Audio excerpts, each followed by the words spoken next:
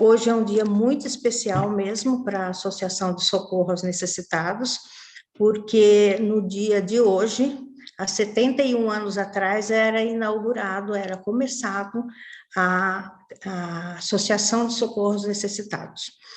Primeiro eu vou dizer para vocês como é que eu vim parar aqui. Eu mudei para Santa Rita em dezembro de 99, porque o meu marido já estava aqui há algum tempo, e aí a gente estava construindo e eu conheci o Rodovaldo. E o Rodovaldo, frequentador há muito tempo, né, desde de criança na Casa Espírita, e ele convidou eu para conhecer o Centro Espírita Amor e Caridade. E eu comecei a frequentar as reuniões de segunda-feira e me encantei com a doutrina. Aí eu fui convidada também para participar do artesanato, que eu gosto muito, eu já fazia isso em Itajubá, e aí eu comecei a ver para que era aquilo tudo, como é que era o trabalho da associação, e fui me empolgando, quando eu vi, eu já estava dando aula de pintura para as pessoas, né, as pessoas que frequentavam lá o ateliê. Aí depois eu comecei como coordenadora de todo o trabalho do ateliê, e quando eu me vi, em 2007, eu já era presidente da Associação de Socorro aos Necessitados, pela primeira vez. Desde sempre foi entregue cesta básica para as pessoas necessitadas, e há um tempo atrás nós já começamos a fazer um cadastro das pessoas. Esse cadastro tem todas as informações da família, quantas pessoas tem na família. Com a entrega da cesta básica, a gente fica sabendo das necessidades, o que mais eles precisam para a gente poder ajudar. Essa cesta básica a gente começa em caráter emergencial, e a gente entrega uma cesta, depois mais duas, de cada 3 meses a gente vai contactando, né, com as pessoas e refazendo o cadastro, vendo o que eles precisam, se eles precisam continuar recebendo a cesta ou não, se já conseguiram se aprumar um pouco na vida, né? Então, a gente continua entregando a cesta, não tem um limite para a cesta básica. Assim, né? Então, o que eu percebo que eu preciso, que eu já pedi várias vezes sobre a cesta básica, é que se fizesse um cadastro único, sabe, da cidade toda, porque tem uns que eles são mais, não digo espertos, eles têm mais, assim, eles conseguem se virar mais, eles pedem em outra instituição, eles pedem na prefeitura, eles se viram, enquanto que outros não. Outros, às vezes, a gente que tem que ir atrás para oferecer ajuda para eles. Então, se a gente tivesse um cadastro único, a gente não ficava entregando cesta básica quando outra instituição entregasse também, né? Essas cestas básicas, elas são mantidas com o bazar de roupa usada, sabe? Todo o dinheiro que a gente arrecada no bazar de roupa usada é todo direcionado para comprar cestas básicas. E tem também as pessoas que doam, às vezes doam uma cesta inteira, às vezes alguns itens só, e a gente completa com o resto, e a gente vai tentando e dando as cestas básicas dessa maneira. Nunca, no tempo que eu trabalho lá, eu nunca cheguei a negar uma cesta para a pessoa. Às vezes eu não tenho no dia, mas eu acabo pedindo para ela voltar 2 dias depois, ou na próxima semana, mas ficar sem cesta básica não fica. E até, às vezes, até pessoa assim homem, por exemplo, que é sozinho, às vezes está desempregado, está numa dificuldade, a gente acaba dando também, sendo que a prioridade é para a família, né? A gente sempre dá e coloca lá no bazar, e elas vendem a preço de R$ 2 cada peça. A gente só consegue esse dinheiro porque a gente tem um movimento muito grande, porque o bazar de roupa usada, ele não é único exclusivamente para comprar cesta básica, só o valor dele que vai para a cesta básica. Mas a gente tem também um compromisso de deixar as pessoas que não têm dinheiro para comprar uma blusa, uma roupa numa loja, uma roupa nova, né? Na loja, eles não têm dinheiro. E aí eles conseguem comprar no bazar, porque aí eles vão com o dinheirinho deles lá e eles conseguem comprar e a autoestima deles aumenta, porque é uma coisa que eles compraram, não é uma coisa que eles saíram pedindo, né? Que eu acho que não é vergonha para ninguém, mas eu acho que aumenta bem a autoestima de cada um.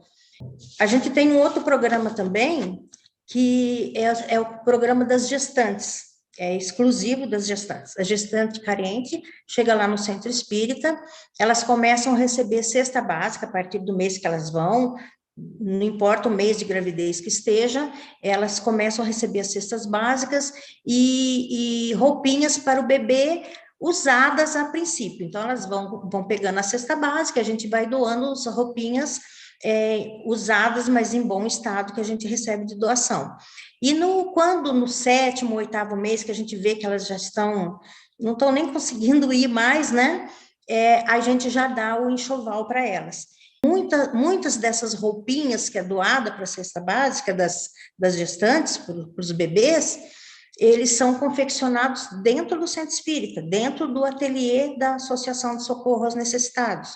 As senhoras que frequentam o ateliê, então elas são coordenadas pela dona Cresilda, muita gente conhece, porque ela é bem conhecida na cidade. Ela coordena as senhoras que fazem roupinhas de lã, os casaquinhos, os sapatinhos de lã, ela que coordena. E aí a gente vai mantendo esse programa com esse trabalho. O ateliê, falando nele, né, o ateliê, ele funcionava terças e quintas, com aulas de bordado, aula de pintura, aula de macramê, aula de tricô, né, das pessoas que fazem para o bebê, e crochê também. Eventualmente, a gente fazia uns workshops, sabe, e dava um outro tipo de artesanato. No ano de 2019, nós começamos com uma coisa que a gente queria há muito tempo. A diretoria da Associação de Socorro sempre quis um curso de corte e costura, e nós conseguimos com um ateliê novo, que foi tudo reformado, né? Convido vocês a ir lá para ver, não só o ateliê, mas todo o... A farmácia, ela distribui medicamentos, né, mediante receita médica, e quem coordena a farmácia é a farmacêutica Geni Elisa Bono Carneiro Adame, acho que vocês conhecem, esposa do doutor Eduardo, que está desde o início na farmácia, e ela que coordena toda essa parte. Tipóias, muletas, esse tipo de material, e também empréstimo de cadeira de roda e de banho. A gente só não doa porque eles usam e devolvem, depois a gente empresta para outra pessoa. Então, nós aceitamos os medicamentos, né, dos médicos e das pessoas da comunidade também. O Resgatando Valores, ele teve início lá em 2007, ele foi idealizado pela Beatriz Teles, e só que teve que parar por causa daqueles probleminha antigo. É o dinheiro, né, é a verba e os voluntários, que a gente não tinha. Então, aí, como parou, né, essa parte, aí a gente tinha ganho da Leucotron, nós ganhamos computadores usados em bom estado e de conservação, e a gente iniciou, então, uma inclusão digital para as crianças necessitadas, do Resgatando Valores. O objetivo do Resgatando Valores é tirar as crianças do risco que elas correm de ficar sozinhas em casa ou com pessoas inadequadas para tomar conta delas. Outro objetivo também é o reforço escolar. elas vão lá no contraturno escolar e elas recebem esse reforço do conteúdo da escola que eles frequentam. Elas recebem atendimento pedagógico, psicopedagógico, reforço escolar, aulas de computação, dança, música, artes, às vezes também quando a gente tem a pessoa, né, a educadora, a educação física também. Contam com uma brinquedoteca, e o material que elas usam é inteiramente gratuito, inclusive o uniforme que elas usam, é todo gratuito. Isso. Esse ano tem mais matriculado, mas ainda não iniciou o ano, né? Porque por causa da pandemia nós tivemos que ter uma parada. Agora, a partir de segunda-feira, nós vamos recomeçar, porque a gente tem que ter o respaldo da lei para poder começar. E nós descobrimos, hoje, inclusive, eu descobri que a assistência social, ela pode funcionar e deve funcionar, ela é um serviço essencial. Então, por lei, ela é um serviço essencial. Aqui é o nosso estoque de cesta básica. Então, a gente vai recebendo as doações e a gente vai colocando aí. Aí, quando chega no dia de entregar as cestas, a gente monta as cestas e entrega para as pessoas. Ela está bem cheinha agora, mas depois vocês vão ver que ela vai ficar bem vazinha. Aqui nessa do meio, nessa foto do meio, a gente vê a prateleira ali do cantinho vazia, né? Não é mesmo? Está bem vazia a prateleira de cesta básica. E a do lado é a farmácia comunitária, do ateliê. Então, ali tem bordado, tem sapatinho de criança.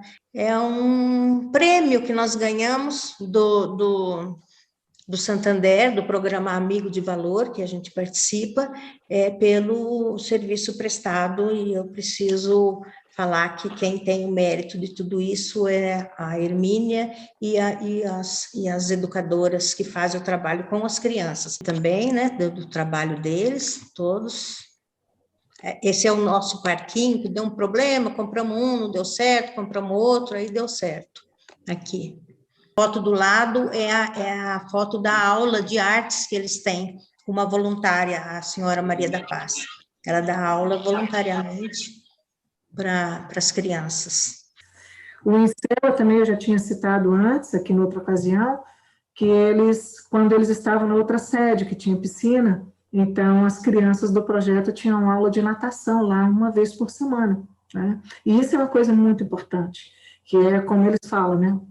Quem sabe nadar, às vezes se salva, né? Natação salva vidas. E uma vez por mês, né, na sexta-feira, eram 3 sextas-feiras no INSEL e uma sexta-feira na ABB. Então, lá na ABB, eles já brincavam muito, e também piscina na época do calor, e no inverno usava as quadras, né, para jogos. A maioria aí são mulheres, interessante, viu? Não, na Associação de Socorro, até essa última diretoria, eu não vi nome de homem. Agora, nessa última formação da diretoria, nós contamos com 2 homens como suplentes no Conselho Fiscal, só. Só isso, não tem mais homens. As entidades que a gente viu aí, praticamente só uma, que é o Messias, que veio a semana passada. Isso, eu vi. Mais, né, da Casa Emanuel, que não é. Mas as outras todas são mulheres. Mas se fizéssemos esse cadastro, seria muito interessante, Brenta. Anote essa sugestão.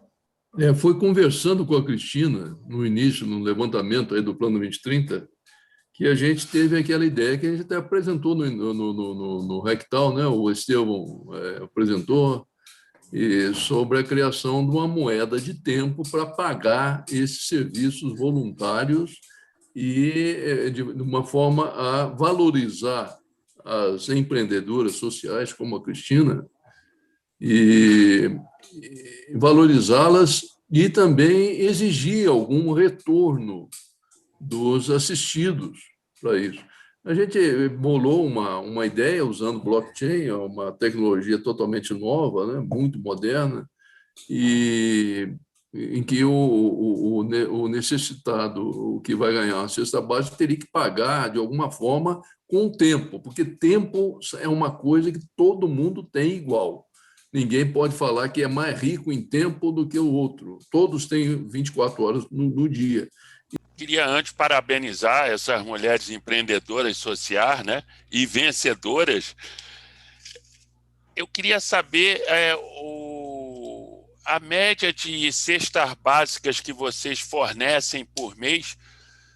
Como você falou, 3 meses, pode postergar e tudo. Dá a média de quanto? 10, 20, 100? Qual que é a ordem de grandeza? Era uma média de 30 cestas básicas mensais, que era o que a gente conseguia fornecer. Às vezes mais, às vezes menos, né? Então, 30 cestas mensais era a média que a gente fornecia antes da pandemia. Nessa época de pandemia, a gente está fornecendo menos, porque a prefeitura também está fornecendo, né?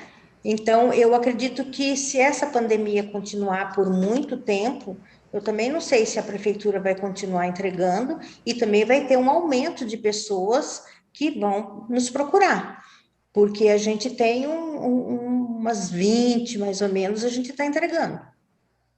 Eu estive lá na inauguração do ateliê, etc., e o trabalho que eles fazem é um trabalho muito sério, muito importante. Eu queria fazer 2 comentários. O primeiro acompanhar o Ivan no destaque deles, e a questão do cadastro único e da moeda virtual aí, aparece de novo, isso vai ser um caminho futuro. E na provocação que o Ivan fez aí de pensar em outras formas de arrecadação, não é muito fácil, mas eu quero fazer um comentário assim mais para frente. A gente precisa aprender agora como fazer essas coisas, porque esse não é o único momento de angústia que a gente vai viver, não é o único momento que a gente vai ficar impedido de fazer coisas presenciais. Então, a gente tem que socorrer o presente, mas pensar também um pouquinho no futuro. Eu acho que com essas instituições empreendedoras e com esses movimentos, com essas homens e mulheres pensantes, a gente pode pensar em coisas de proteção dessas instituições, porque o trabalho delas é extremamente importante. O Profissa foi um projeto voltado para adolescentes, e uma das figuras principais nesse projeto foi a dona Creuza, a esposa do professor José Geraldo, que ela estava lá firme com os adolescentes, né, com orientação, principalmente na área de matemática e outras, e foi um trabalho excelente. E foi com a pandemia, ele foi suspenso, e agora não existe perspectiva realmente de voltar, não sei. Eu queria também agradecer todas as pessoas que ajudam, que não aparecem, aqueles que levam as cestas básicas todos os meses para a gente, aqueles que doam roupas e agasalhos para a gente vender, para todas as pessoas que doam de alguma maneira para ajudar. E as pessoas terão muita dificuldade de arrumar trabalho no futuro. Sim. Porque as máquinas vão assumir os trabalhos que hoje são feitos por gente que não tem preparação técnica, preparação especializada, né? E a grande maioria desse pessoal são pessoas carentes, que não têm a oportunidade para se preparar, para se especializar em alguma coisa. Então, o Profissa, o Resgatando Valores, são programas que dão uma certa movimentação para os jovens, né, se prepararem para o futuro. Para deliberar sobre qual é o foco que nós vamos dar para a participação no novo edital do Amigo de Valor do Santander. O edital foi lançado agora, nós vamos concorrer de novo, né, no Conselho da Criança, mas dessa vez vai ser o apoio a projetos voltados para o adolescente. Muito obrigada, viu? Boa noite a todos. Parabéns, Cristina. Valeu, hein? Valeu. Arrasou.